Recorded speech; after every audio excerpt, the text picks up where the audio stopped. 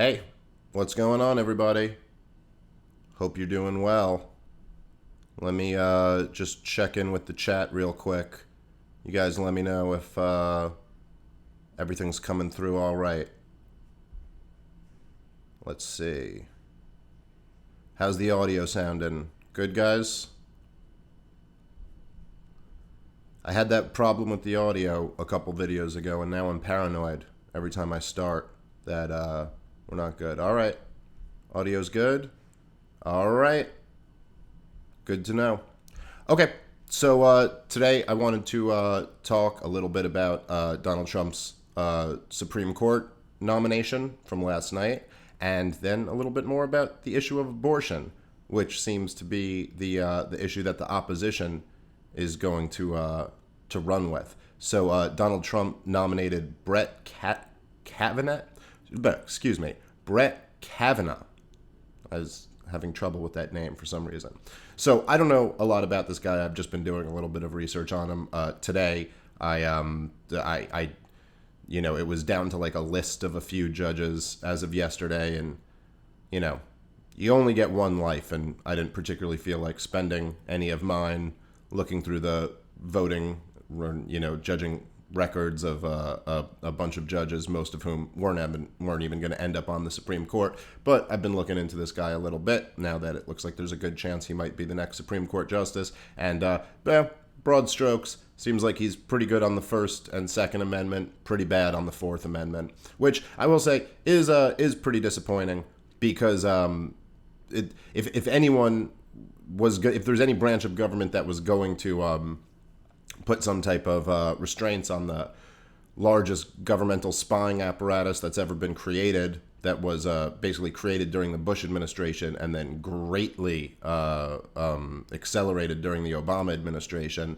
I think it's probably down to the Supreme Court. That would be who was gonna do something about it. And I really thought maybe Trump administration of all the administrations would be the one who would want to do something about it, seeing as how Trump was kind of on the wrong side of a whole bunch of government spying, and government spying has basically been used to get a whole bunch of his campaign, a whole bunch of his cabinet picks out, and so yeah, you would think if anyone was ever going to be against this thing, it would have been Trump, but it doesn't seem like he's gonna rock that boat. And this was probably the last chance. I mean, I was surprised that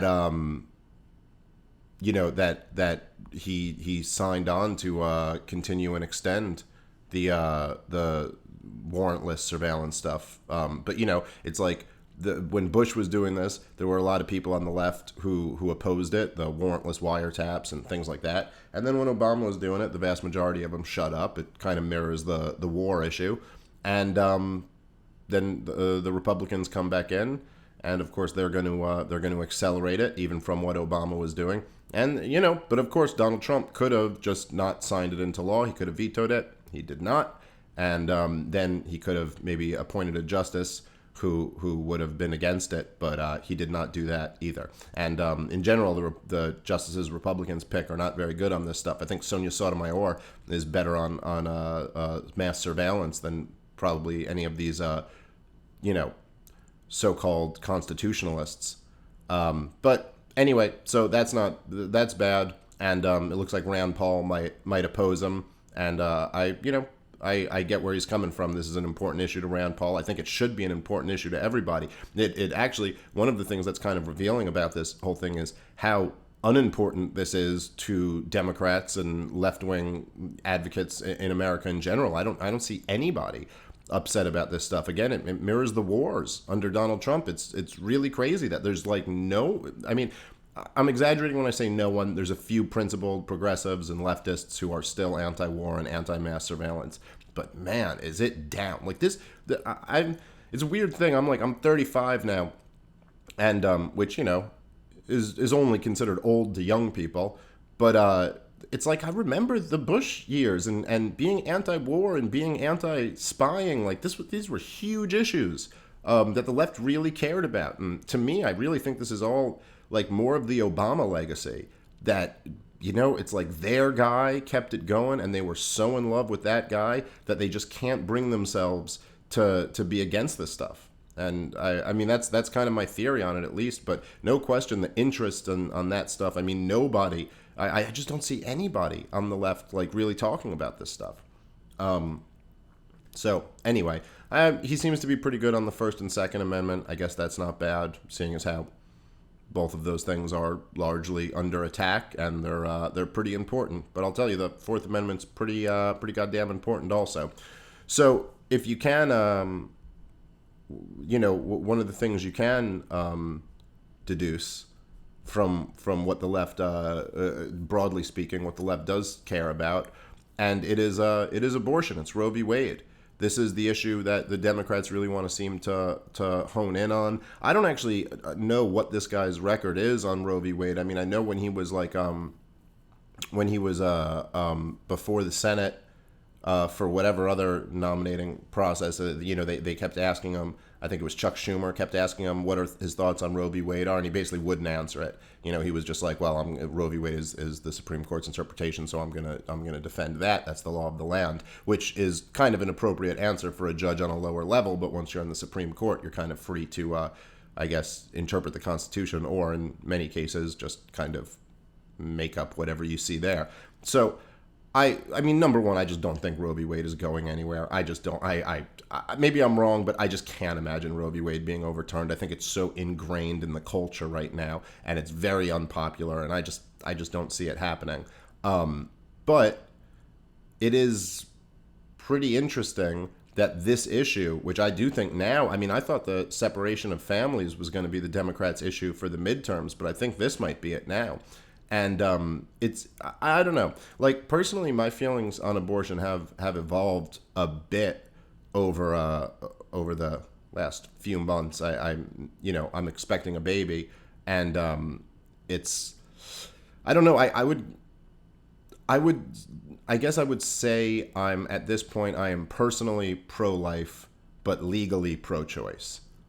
So in other words, like, I do think abortion is immoral, and I think it's wrong, and I'd be against it, but I wouldn't want there to be laws against it, because I think it will be a clusterfuck to try to regulate, as the left accurately says, to regulate someone's body, and I don't want to see people going to jail for abortion. I think it's something that you have to win on, like, a cultural level.